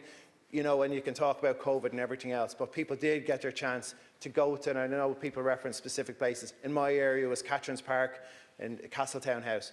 They're the sort of locations that we kind of we loved, and we dealt with. We have got to experience the biodiversity in their own locations. Everybody has their own places, be it the greenways and whatever it might be. But look, as I said, I welcome the opportunity to talk tonight, and I know the Minister will continue to do a great job considering his own personal interests. So thank you very much. Thanks, Joe. And now Sinn Féin's Deputy Darren O'Rourke. We're in the midst of a biodiversity crisis, one which threatens ecosystems, food security and our way of life. The facts are stark. Ireland ranks as one of the worst in Europe for biodiversity loss. Over 30% of our bee species are at risk of extinction. Wetlands, which are vital for carbon storage and flood prevention, have declined by 90% in the last century. Despite these alarming facts, the government's response has been weak, delayed and fundamentally inadequate. The reality is that biodiversity loss is not just an environmental issue, it's a threat to our food security, our water quality and our resilience against climate disasters. When habitats are destroyed, we undermine the very systems that sustain life. The government's failure to act with urgency is nothing short of negligence, in my opinion. We've seen a lack of enforcement for existing protections and a planning system that continues to prioritise short-term profit over long-term sustainability. We need a step change in approach. We need strong legal protections, binding biodiversity targets alongside independent monitoring and real consequences for those who damage ecosystems. I want to raise the issue of the Marine Protected Area Bill. Minister, the latest response I have is that it is at an advanced stage of drafting. We need that legislation. We are too long waiting for that legislation. We are in the midst of a biodiversity crisis, one which threatens this government must also increase investment in large-scale restoration projects such as rewilding native woodlands, rehabilitating peatlands and creating wildlife corridors. This isn't just about conservation, it's about rebuilding what has been lost, and it's about connecting people with nature. I met recently with the park rangers at the new Browne National Park, and we talked about this. Minister, please keep supporting and advancing that project. And they talked about the development of the boardwalk at Girly Bog outside Kells, which I'm very familiar with. They were involved in it. And when it was originally proposed, they thought and said, who's going to want to go to a boardwalk in a bog? and in fact, it's hugely popular, hugely popular. Build it and they will come, Minister. Now more than ever, people want to connect with nature, and people need to connect with nature, and the Minister should grasp that opportunity with both hands. As part of this, education must be a priority in order to empower communities to become educated around methods of promoting biodiversity and engaging in a sustainable lifestyle. Incentives to empower communities and other funding measures must be implemented to support people in their efforts.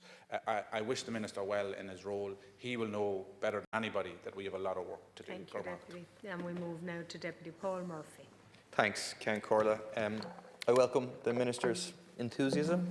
I welcome the Minister's fine words. The question is whether we're going to get the action to go with it. And I want to raise a very concrete case with you today and look for action. It's an issue where the state is not just not doing enough to protect biodiversity, it is actively destroying it. The issue is the ongoing slaughter of badgers by the Department of Agriculture. You'll have seen the Journal Investigates report saying that the department has killed over 66,000 badgers in the last 10 years. The way that the badgers are killed is horrific. They're trapped in snares, leading to internal organ damage, ruptured bladders, and even disembowelment. This includes pregnant and lactating badgers leaving their cubs to starve to death. Other wild animals, including over 4,000 foxes in the last 10 years, also get trapped in the snares. Ireland is the only country in Europe committed to the large-scale, government-licensed slaughter of badgers. Snaring badgers is banned in Scotland and Wales. According to opinion polls, over 2/3 of people want it banned here as well. England has promised to phase out killing badgers and replace it with vaccination, following scientific research that found that all this slaughter had no significant impact on TB incidence in cattle. 15 years of research by the Department of Agriculture here has also found that vaccination is no less effective than culling. The real cause of the bovine TB epidemic is not badgers. No, I've got another minute. Oh, excuse me. Yes, I've 6:45. Yes. These beautiful, innocent badgers are being made a scapegoat for industrial farming practices, where dairy herd sizes have ballooned, where you get bigger herds and more intensive farming, you get more disease. The Department of Agriculture admits that killing badgers is not sustainable in the long term due to its ultimate impact on badger ecology. It knows it doesn't work to control TB. So then, why on earth did it slaughter over 7,000 badgers last year, the highest number in a decade? Will you commit today to end the irrational, state-sanctioned cruelty and biodiversity destruction? Thank you, Deputy Catherine Connolly. And Minister, I wish you the best, and I welcome your passion today and your invitation to all of us to go out into the country. But you have a lot more to do than that, and you know that more than anything. And so, if we go back, we declared biodiversity, including and a climate emergency back in May. Minister Madigan at the time. We are losing biodiversity around the globe at a rate unprecedented in human history. That was the 29th of May 2019. The former minister from the Green Party, Minister Murnane, the biodiversity emergency is among our greatest challenges, perhaps the greatest. And I want to pay tribute to that minister who took a hands-on approach with the National Parks and Wildlife and the extra parks that we've got. I've only a little time, so I'm going to focus in on we're in an emergency. The elephant in the room, of course, is the continued wars that we're complicit in.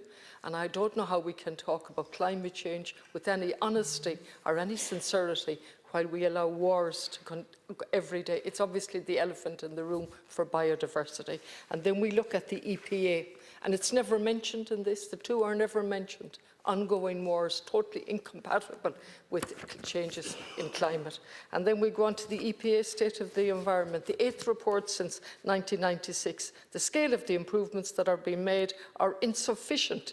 In all cases, the outlook is not positive, with substantial challenges to deliver, not just on climate here, but on the economy as well.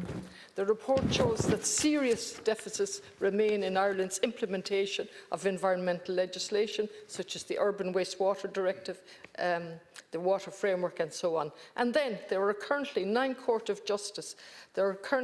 cases before the Court of Justice of the European Union and 16 infringement cases open for failure to implement the legislation. 4:30. So that's just a tiny taste in 2 minutes and 30 seconds, Minister. So maybe in your closing speech, you might direct yourself as to what the government is doing in relation to this crisis. Deputy Roderic O'Gorman. Ciarán Ahern, Minister, the very best of luck with your new role. For the first time in the history of the state, nature was prioritised at government level thanks to the leadership of the Green Party during our time in government. We restructured and significantly increased funding for the National Parks and Wildlife Service, developed a new National Biodiversity Action Plan, a roadmap to reversing nature loss by 2030, created 2 new national parks at Douth in County Meath and Park Náisiúnta na Mara in County Kerry. We worked with the Department of Agriculture to reward farmers who are improving biodiversity. We funded reintroduction programmes for corncrakes, the natterjack toad, for curlews and corncrakes. And these policies are having a major difference. Last summer, I had the opportunity to visit Eamon Sheehan's derogation dairy farm in Kilkenny, and that farm has abundant ponds, dense hedgerows, dung beetles recycling nutrients, and a wide variety of bird and insect life. So if we can provide space for nature on a busy dairy farm, we can do it everywhere. We can have productive agriculture, biodiversity, and clean water as well. And now, with the passage of the EU's nature restoration law, we face a real opportunity to restore nature at scale across our island. But that plan needs funding. The Green Party called for a dedicated climate and nature fund. Minister, where is that money? When will it be spent? And at EU level, the multi-annual financial framework has earmarked €1.2 billion for climate and biodiversity. But the soundings from Brussels aren't good. There's a real risk that this fund could be raided to ramp up spending for defence. And I ask, do we want that money in the hands of arms companies, or should we distribute it fairly to farmers so they can help restore nature? The Europe I want to see has more bees and less bombs. This Biodiversity Week, let's remind ourselves that nature is not just in remote wilderness. It's in our city streets, it's in our parks, it's even in our back gardens. But it needs the new government to continue the momentum, and it needs the new government to continue the funding to secure it for future generations. Thank you, Deputy. Deputy Ruth Coppinger. Thanks, Ciarán Ahern. Minister, the belief that zoos are necessary to preserve rare animals and biodiversity is the only justification that there can be for maintaining them. But why would we think it would be okay for some animals to suffer captivity to maintain biodiversity, but also it is not true because zoos do not lead to that? And Minister, I'm asking you, I hear your great credentials, I'm asking you to be the first minister to look into for Dublin Zoo, because I've spoken to a number of former and past workers, whistleblowers, who are very concerned about animal welfare and other issues like work practices, sexual harassment as well, but I'm particularly focusing on animal welfare here. So Minister, for example, elephants. Elephants, and there's been a letter sent to you about this, and I hope that you will take up to meet. An animal expert has visited Dublin Zoo. Elephants in captivity live half the lifespan of a wild elephant. But also in Dublin Zoo, elephants are considered, there's a revolving door. Dina, who's much lauded, had her sister split up from her, had other offspring taken away, and yet, you know, matriarchy, family is so important to elephants. This is not on. Also, the climate we have in Dublin Zoo, the size of the enclosure of less than a hectare is absolutely cruel and barbaric. The elephant expert is also, there's an elephant consultant who's a dog fighter. Do you think that's okay in Dublin Zoo? The chimps, I've been told they're obese, they're agoraphobic now because they've been locked up for so long. They've no stimulation, they're on a cocktail of medication for depression and schizophrenia, they've had teeth taken out, they've been castrated. Leone, the orangutan, there's one orangutan left, and the current orangutan had 3 offspring, which she rejected because it's such unnatural conditions for any animal to be in. I don't have time to go into all the issues, but what I would say, the NPWS is what's meant to investigate Dublin Zoo. It's under your brief. They don't have the independence because they're very close to the management of the zoo. They don't have the zoological expertise in relation to wild animals. I'm asking you to be the first. This was a report done 30 years ago. I'm asking you to do an independent investigation into Dublin Zoo and these issues. And it's now Government Slot Deputy Naoise Ó Muirí. Minister, I understand as Minister for State with special responsibility for nature, heritage and biodiversity that you have particular interests and Béidir Grá even for biodiversity. As Chair of the Oireachtas Committee on Climate, Environment and Energy, I really hope that we can work together to ensure that our habitats can be protected and the tools and mechanisms that deliver those protections for them can be strengthened. This week provides us with a unique opportunity to appreciate all aspects of nature around our own areas. I'm aware of a few events taking place in Dunbay North this week, including a tree walk and talk through St Anne's and Clontarf and an ecological field trip to Bull Island. Bull Island, in 1981, UNESCO recognised the importance of the bay by designating North Bull Island as a biosphere because of its rare and internationally important habitats and species of wildlife. To support sustainable development, UNESCO's concept of a biosphere has evolved to include not just areas of ecological values, but areas proximate to those areas and the communities that live and work within those areas. There have since been additional international and national designations covering a lot of Dublin Bay, parts of St Anne's Park and other areas to ensure the protection of the bay's water quality and biodiversity. I was a member of Dublin City Council for 20 years and the third ECC Biodiversity Action Plan 2021 to 2025 highlighted the importance of biodiversity as a key indicator within the city's own ecosystem. During COVID, as you know, Minister, people's awareness and appreciation of biodiversity also went up a lot, particularly as they're spending a lot of time outside. The National Biodiversity Data Centre recorded a 60% increase in voluntary records being submitted compared to the same period in the previous years as people got more involved during the lockdown.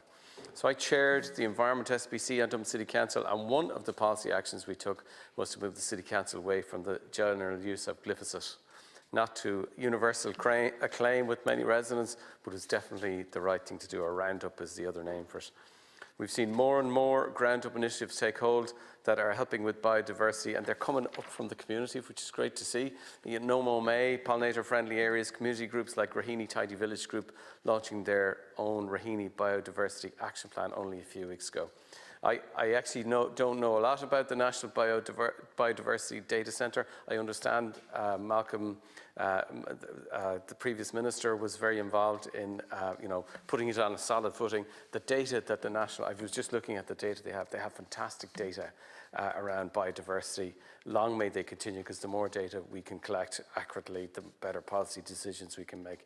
I have a lot to learn, Minister. I only know the ground level stuff. I have a lot to learn in terms of what this chamber, the national frameworks can be done to protect and enhance nature and biodiversity, and I look forward to learning all that in the term of this Dáil. Cormac. And now we move to Sinn Féin Slot Deputy Ruairí Ó Murchú. Cormac. Tá go bhfuil ansim ag an ara Snámhar seo. I think everyone has recognised that it is an issue and that the Minister has great interest in. There's a need for him to have great interest in, because we are not exactly where we need to be. The fact is that there was obviously in 2019 a biodiversity emergency was declared, in this state and across this island. So it's an absolute necessity that we follow up on what needs done. We've huge crisis with significant decline in many species and habitats, like a 40% drop in the number of watering birds since the late 1990s, including mallard ducks. And that's one of Ireland's most familiar water birds, and that's declining by 40%. Right? Kestrel numbers have dropped by an estimated 45%, and 23 of Ireland's 24 species of nesting seabirds are listed red or amber as birds of conservation concern. 63% of Irish bird species are on a list of concern, with 30% on the amber list and 26% on the red list. Right, 18% of the native Irish butterfly fauna is under threat of extinction, and a further 15% is near threatened. Over 56% of Ireland's native plant species are in decline, with native grasslands suffering the most. Less than half our marine environments can be described as healthy, and water quality needs to be dealt with also. Now, we could spend a long time dealing with water quality, and that would also relate in relation to our infrastructure. And treatment infrastructure, but that is for another day. And we know the huge connection that there is between climate change and biodiversity, and many of us spoken in here in relation to the fact that we have the possibility to be a wind energy superpower, but we keep talking about it, but the state has not done the necessary legwork in relation to delivering it. And I would also agree with what Deputy Connolly and many others have said, that no matter how vital the pieces of work that we do, and a lot more needs to be done by this state in an age when you are surrounded by war and profit making by those that make armaments. It is very difficult to see that we can actually get to the place we need to. But I suppose we deal with those parts that we can have an impact on. I do welcome some of the work that has been done in my local area, the community gardens in Merhevenamore that share a space with main sheds, and you're talking about a community facility that hopefully will be able to get funding from the Community Recognition Fund, and you're talking about allotments right in the middle of what is a built-up estate in Dundalk, and I have to say it's absolutely spectacular piece, and we need to see more of that. So I would like to see that there would be support for it, but we need to get Thank you, Deputy. control in relation to all those pieces as regards climate change and biodiversity. Now we move to the independent technical group. Deputy Richard O'Donnell. You have, I think, 6 minutes, Deputy. 4 minutes. 4 minutes. Thanks, Nicola. Biodiversity. I welcome biodiversity, but I also welcome biodiversity in the right areas, in the right places, because I also welcome safety on roads. It's the one thing when we look at biodiversity, and if you look at a lot of the laws that have been passed in this country, they never took into account of people travelling. This is where I have a major issue with some of the laws that surround, which would include wildlife and biodiversity, but safety of lives.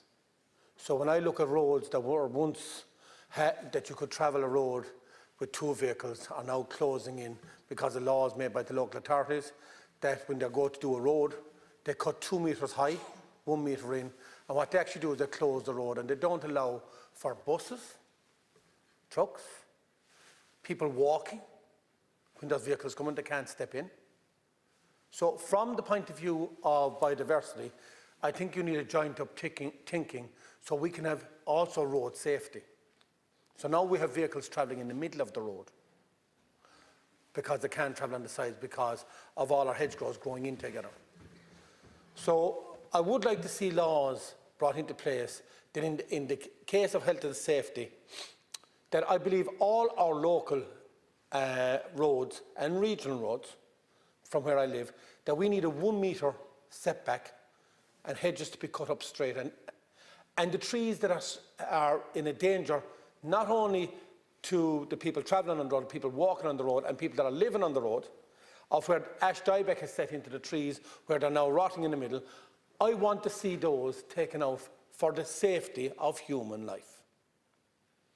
So as I say, I welcome biodiversity, but I also welcome the health and safety of people travelling on our roads. So if you have wildlife, they should be all off of the roadways so you can actually see them, and if you want to get into the parks, you want to go across the fields to see them, yes. But Minister, we need to make sure that people can travel the road safely. Whether you're cycling, walking, driving, you need to make sure, or taking your dog for a walk, or just going for a leisure, you need to be able to make sure you can step in. You need to be able to make sure that you're not encouraging vehicles to drive in the middle of the road. Let biodiversity, let wildlife, let everything, fantastic, but also protect the people that are protecting the wildlife, which is our sons, our daughters, our brothers, our sisters, our mothers, our fathers. Let them travel safely to school, to work, to our frontline services, to our carers. They have to be able to travel the roads safely and also respect the biodiversity and the wildlife in this country. Thank you, Chair.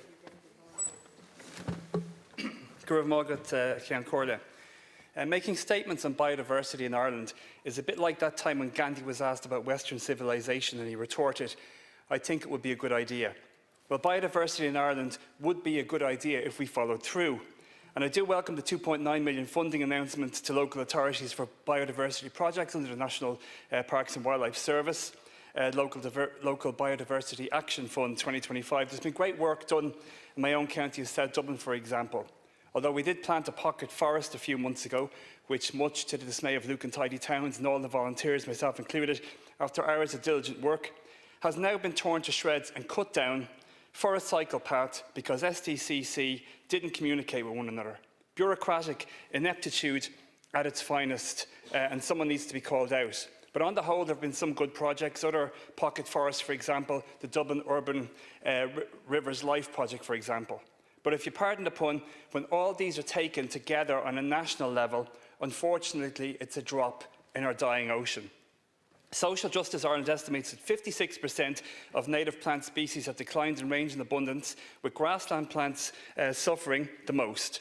85% of EU protected habitats in Ireland are in an unfavourable state. 46% of them are showing ongoing declines. Yes, biodiversity would be a good idea.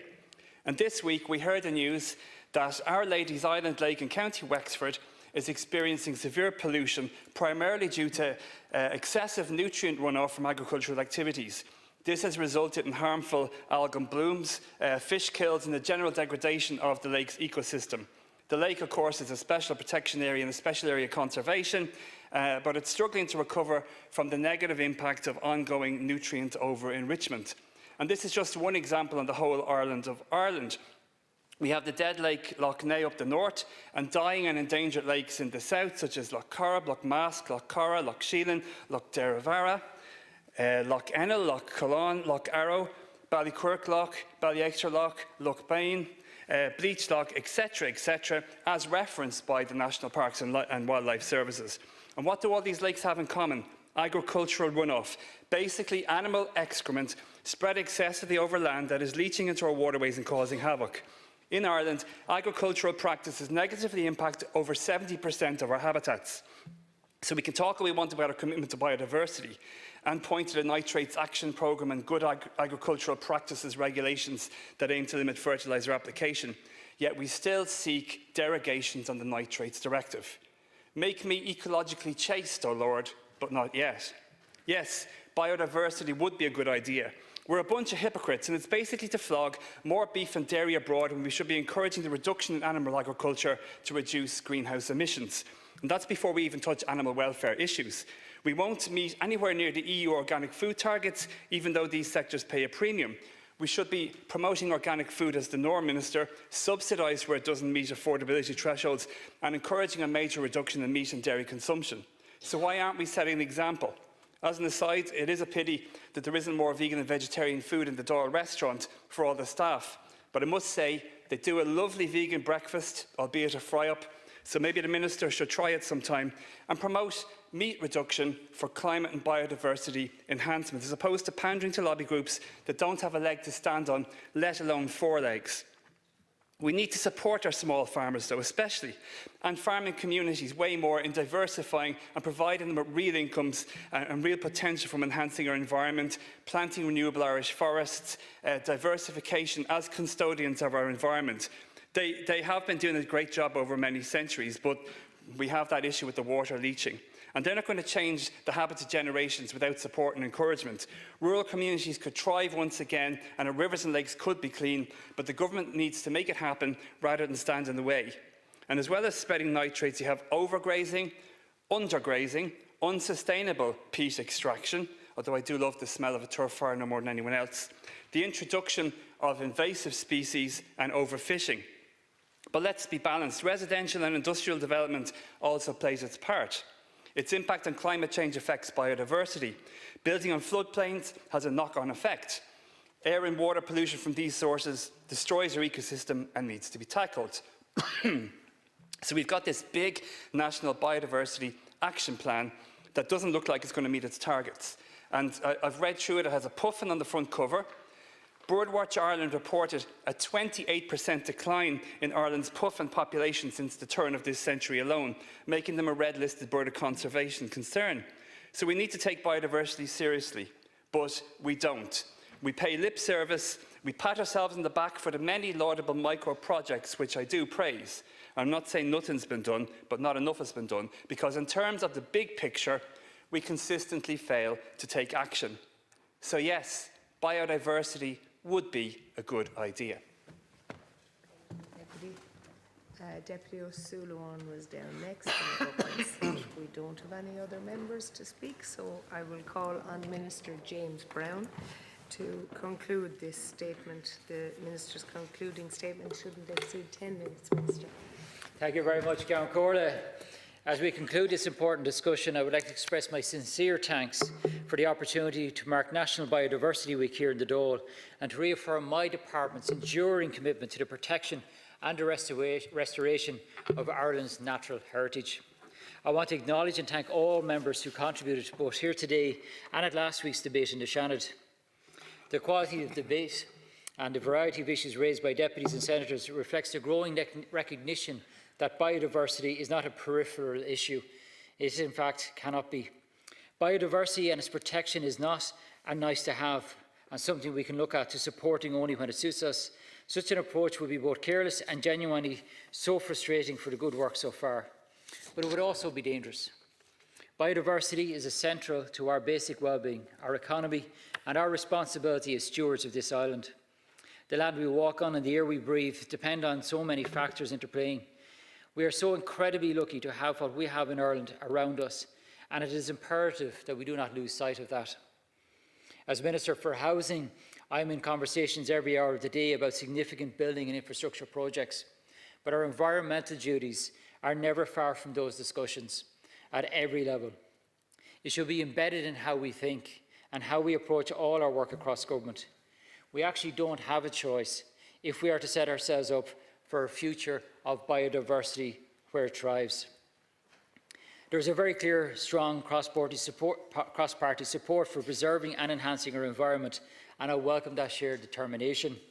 As we approach the end of National Biodiversity Week, I also want to pay tribute to countless individuals, community groups and organisations who have organised and participated in events right across the country. Your passion and your energy are absolutely critical in driving real change on the ground. In particular, I want to commend the Irish Environmental Network and the National Parks and Wildlife Services for their exceptional coordination of this year's programme. The growing engagement speaks for itself, with over 350 events taking place nationwide, up significantly from 293 in 2024. This reflects our rising awareness and a deepening connection between people and nature. This week's events have helped to shine a light on the everyday places that matter, from protected national parks and nature reserves to hedgerows, riversides and urban green spaces.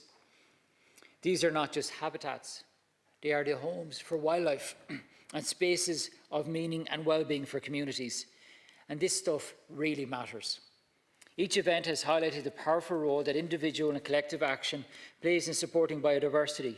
And these events encourage the public to discover new things about their local surroundings, to learn and to share knowledge and experience the riches of biodiversity. Under the Programme for Government 2025, the Government has made a clear statement of intent. With record levels of investment in nature and heritage, including €78 million in core funding for the National Parks and Wildlife Service, this funding supports the protection and restoration of vital habitats, the improvement of water quality and the conservation of threatened species.